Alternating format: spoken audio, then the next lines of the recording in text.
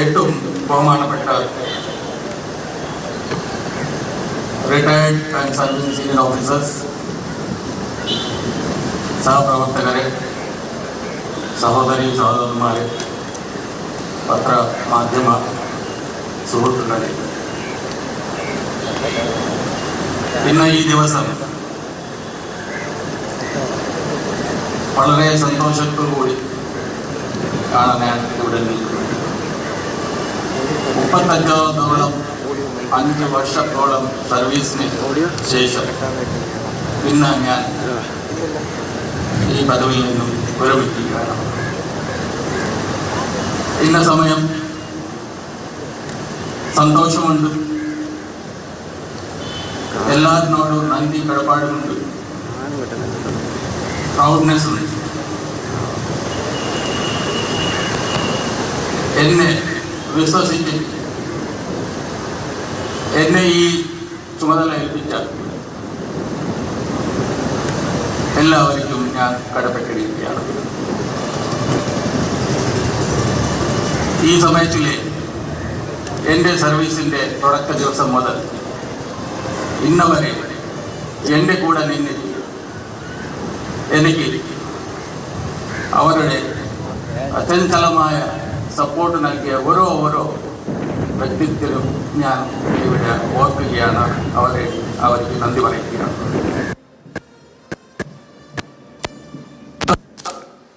Professionalism, duty, sacrifices, ഇതെല്ലാം കൊണ്ട് Kerala police ഇല്ല നമ്മുടെ ഇന്ത്യയിലെ ബെസ്റ്റ് പോലീസ് ഫോഴ്സാണ്. തുടർച്ചയായിട്ട് കേരള പോലീസിനെ ലോ ആൻഡ് ഓർഡർ ആയാലും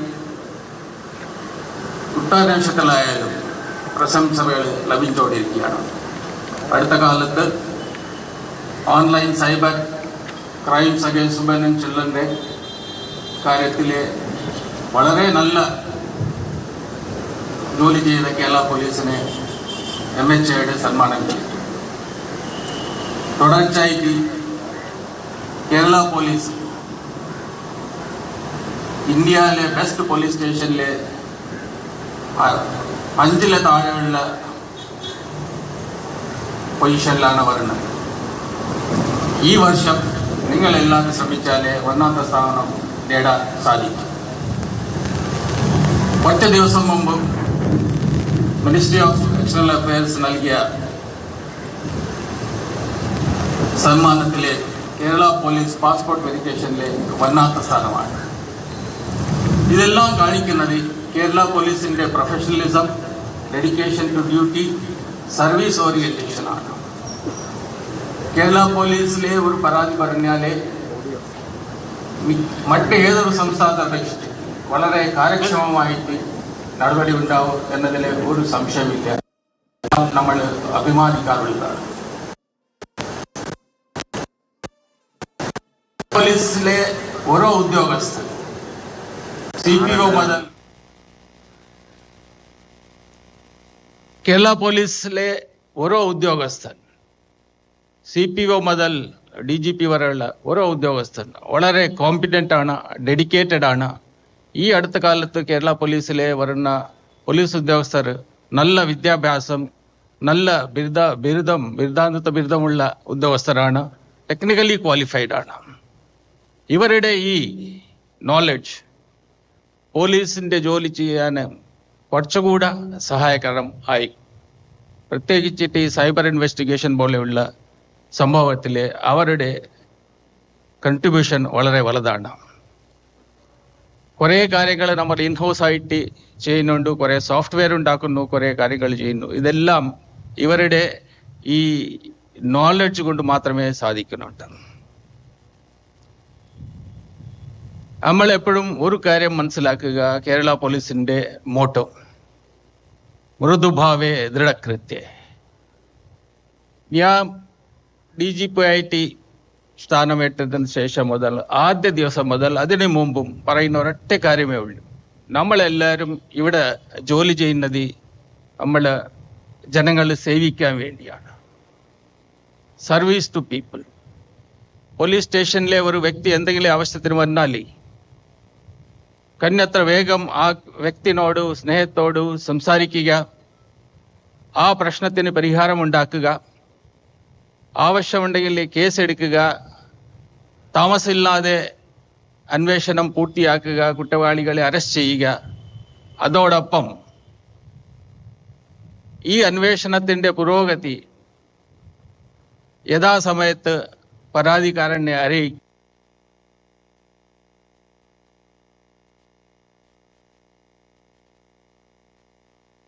ഞാൻ എവിടെ പോയാലും പോലീസ് സ്റ്റേഷൻ ആയാലും എവിടെ ആയാലും പറഞ്ഞുകൊണ്ടിരിക്കുകയാണ്. ഇതിന്റെ ഫോളോ അപ്പ് ആയിട്ട് ഒരു ഗ്രീവൻസ് റെഡ്രസൽ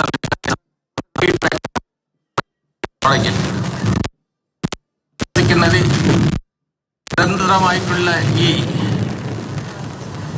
പരിശ്രമം കൊണ്ടും ഈ കാര്യത്തിലെ സംസ്ഥാന പോലീസ് മേധാവി ഷെയ്ഖ് ദർവേഷ് സാഹിബിന്റെ യാത്രയക്കൽ ചടങ്ങാണ് നടക്കുന്നത്. ഈ വിരമിക്കൽ ചടങ്ങിനോടനുബന്ധിച്ച് SAP ക്യാമ്പിന്റെ ഗ്രൗണ്ടിൽ പരേഡ് നൽകുകയുണ്ടായി. പരേഡ് സ്വീകരിച്ച ശേഷം ഷെയ്ഖ് ദർവേഷ് സാഹിബ് അഭിസംബോധന ചെയ്ത് സംസാരിക്കുകയാണ്.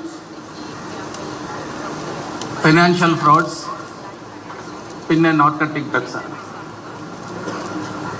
ഈ എല്ലാത്തിനും എതിരായിട്ട് നമ്മൾ വളരെ പ്ലാൻഡ് ആയിട്ടുള്ള, ഇതിന് കൺട്രോൾ ചെയ്യാൻ പ്ലാൻഡ് ആയിട്ടുള്ള പല നടപടികൾ ആരംഭിച്ചിട്ടുണ്ട്, നടന്നു വരുന്നുണ്ട്. അതിൻ്റെ ഫലമായിട്ട് കുറേ കേസുകൾ നമുക്ക് തെളിയിക്കാൻ സാധിച്ചു.